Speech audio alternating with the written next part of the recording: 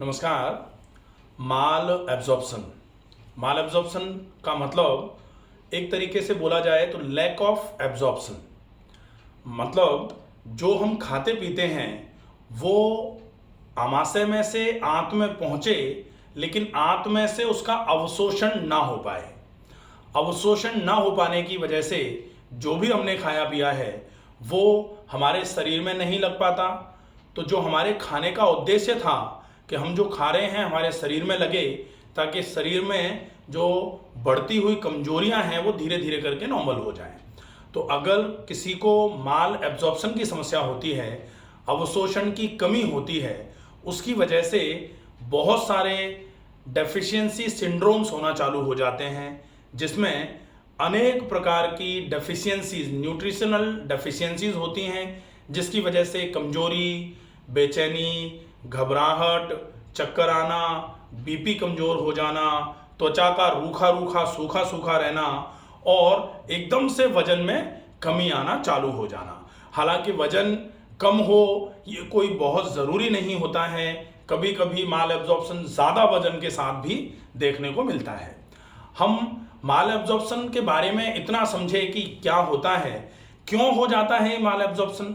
इसके लिए आपको ये समझना होगा कि आंतों की शक्ति जब कमजोर होती है, आंतों की शक्ति जब क्षीण होती है, तब फिर आंतों की जो एक पावर होती है जिसमें खाने में से जो भी न्यूट्रिशनल सब्सटेंस है, खाने का जो न्यूट्रिएंट बोला जाता है, वो खींच करके आंतें खून में नहीं भेज पाती हैं, जिसकी वजह से माल एब्जॉर्प्शन हो जाता है। और ये आंतों की शक्ति कमजोर कब पड़ती है?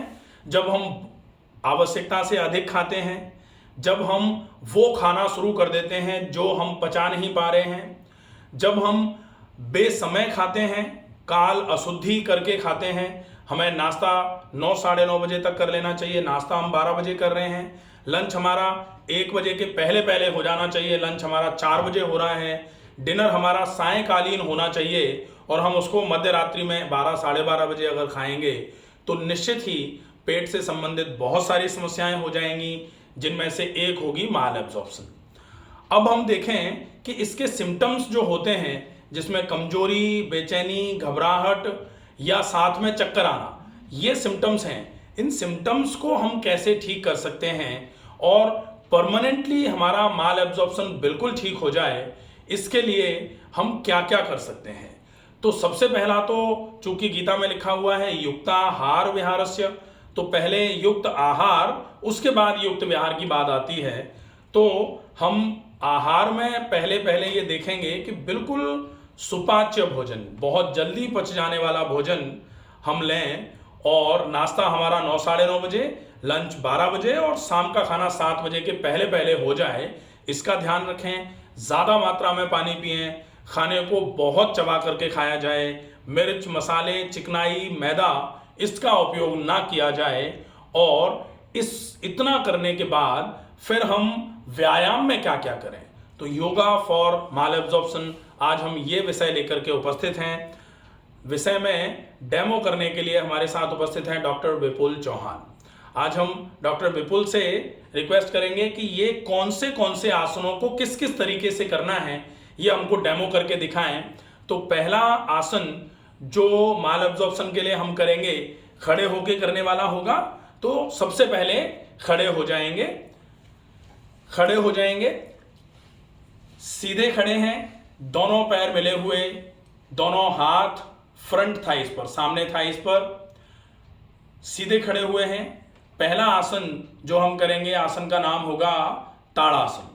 ताड़ासन में हम दोनों पैर मिले हुए, दोनों हाथ फ्रंट थाइस पर, श्वास को भरते हुए दोनों हाथों को ऊपर की ओर उठाएंगे, दोनों हाथों को ऊपर की ओर उठाएंगे, दोनों हाथ ऊपर की ओर उठाए, फिर श्वास को छोड़ा और हाथ को ऊपर की तरफ रोका, फिर श्वास को भरते हुए पूरे हाथों को मैक्सिमम ऊपर की तरफ खींचेंगे।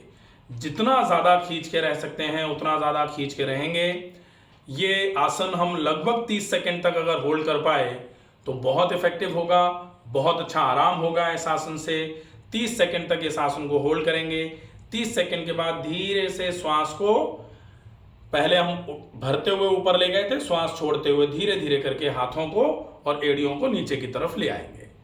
ये होगा ताड़ासन। हम डायरेक्ट हाथों को नीचे की ओर ला सकते हैं, या फिर हम चाहें तो हाथों को यहाँ से पहले कंधे के बराबर ऊंचाई तक ला सकते हैं, फिर श्वास को छोड़ा, हथेलियां नीचे, श्वास को फिर से भरा, हथेलियां नीचे करके श्वास छोड़ते हुए हाथों को नीचे की तरफ लेके आ सकते हैं। और या फिर हम श्वास भरते हुए गए थे, श्वास छोड़ते हुए सीधे हाथ नीचे की तरफ ले आए, चलेगा वो। तो ये हो जाएगा पहला आसन, ताड़ासन। अब हम दूसरा आसन देखेंगे। आसन का नाम है त्रिकोणासन। त्रिकोणासन के लिए दोनों पैरों के बीच में लगभग 1.5 से 2 फीट का फासला, 1.5 से 2 फीट की दूरी, दोनों हाथ जो हैं वो साइड्स पर हैं थाइस के। श्वास को भरते हुए दोनों हाथों को कंधे के बराबर ऊंचाई में उठाना है।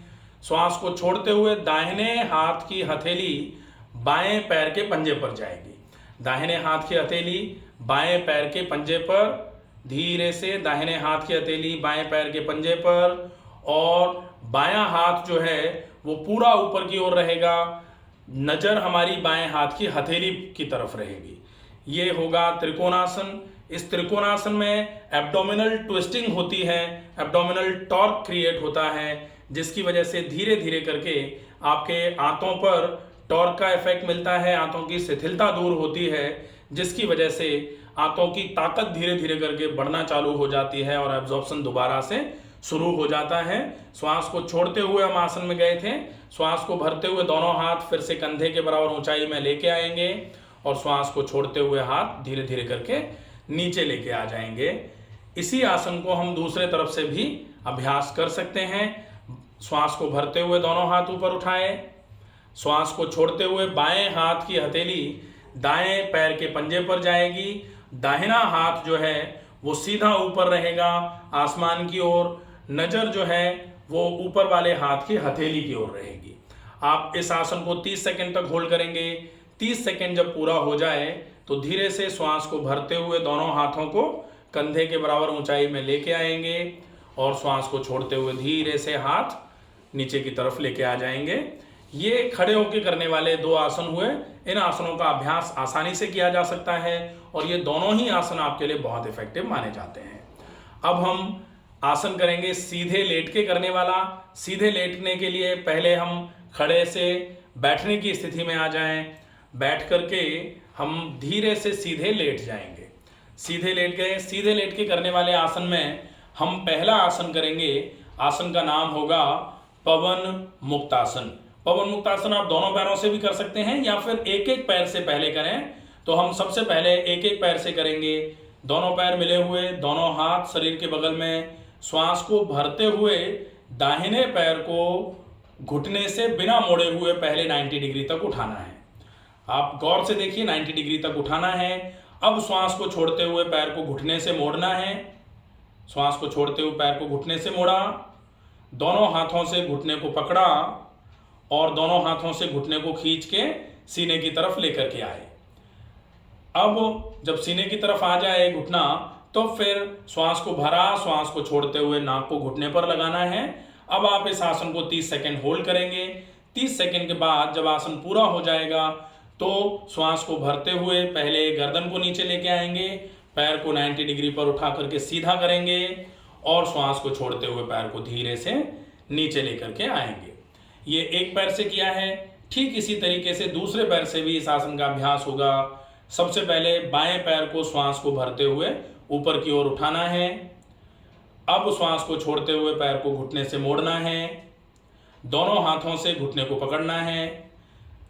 दोनों हाथों से खींचते हुए घुटने को सीने की ओर लेके आना है। अब श्वास भरनी है। श्वास छोड़ते हुए नाक को घुटने की ओर लेकर के आना है, नाक को घुटने पर लगाना है। अब 30 सेकंड के लिए यहाँ पर रुकेंगे। जब 30 सेकंड पूरे होंगे तो धीरे से श्वास को भरते हुए पहले गर्दन नीचे लेके आएंगे। उसके बाद फिर दोनों पैर, एक पैर सीधा है, एक पैर को 90 डिग्री ऊपर की तरफ उठाएंगे और श्वास को छोड़ते हुए धीरे से पैर को जमीन की तरफ लेकर के आ जाएंगे। ये होगा एक पाद पवन मुक्तासन, जो आपने दोनों तरफ से कर लिया। इस आसन के अभ्यास के बाद आप दोनों पैरों से इस आसन का अभ्यास कर सकते हैं। दोनों पैरों से इस आसन के अभ्यास के लिए दोनों पैर एक साथ श्वास भरते हुए उठाए, श्वास को छोड़ते हुए दोनों पैरों को घुटनों से मोड़ा, दोनों पैरों के घुटनों को दोनों हाथों से ग्रैस्प कर लिया अच्छे तरीके से, दोनों हाथों से दोनों घुटनों को खींचते हुए सीने की तरफ लेके आए, श्वास को भरा, श्वास को छोड़ते हुए नाक को दोनों घुटनों के बीच में लगाना है, लगा के रखना है, 10 तक गिनना है। जब 10 पूरे हो जाएंगे तो धीरे धीरे करके आप श्वास को भरेंगे। सबसे पहले गर्दन नीचे लेके आएंगे, उसके बाद फिर दोनों पैरों को 90 डिग्री पर फिर से उठाएंगे और श्वास को छोड़ते हुए दोनों पैर जमीन पर लेकर के आ जाएंगे। ये सीधे लेट के करने वाला आसन था। अब हम पेट के बल लेट के करने वाले 2 आसनों का अभ्यास करेंगे।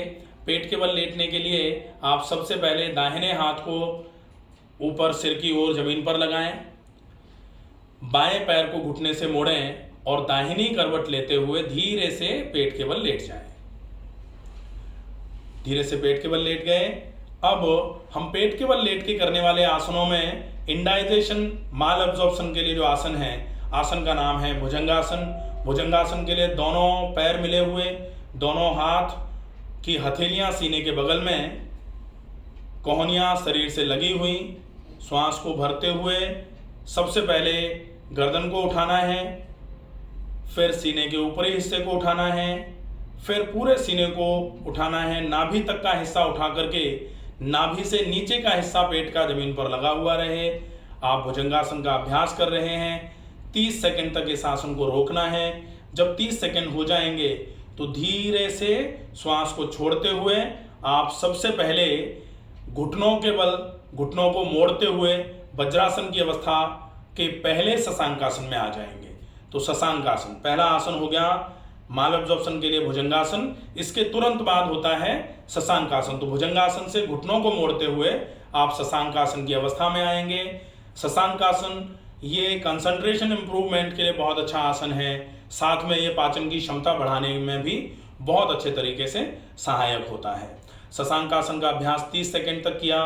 30 सेकंड के बाद श्वास को भरते हुए दोनों हाथों को कंधों से ऊपर की ओर उठाते हुए फिर धीरे से सिर को ऊपर की ओर लाते हुए हाथ ऊपर ले जाएंगे।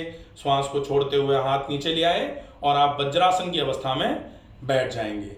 वज्रासन को आप लगभग 1 से 3 मिनट 5 मिनट तक होल्ड कर सकते हैं। अगर आपके घुटनों में दर्द नहीं है तो ही आप इस आसन को कर पाएंगे। अगर किसी के घुटनों में दर्द है तो इस आसन को करने से बचें, क्योंकि जितना ज़्यादा हम घुटनों को मोड़ेंगे घुटनों में दर्द उतना ज़्यादा बढ़ जाता है।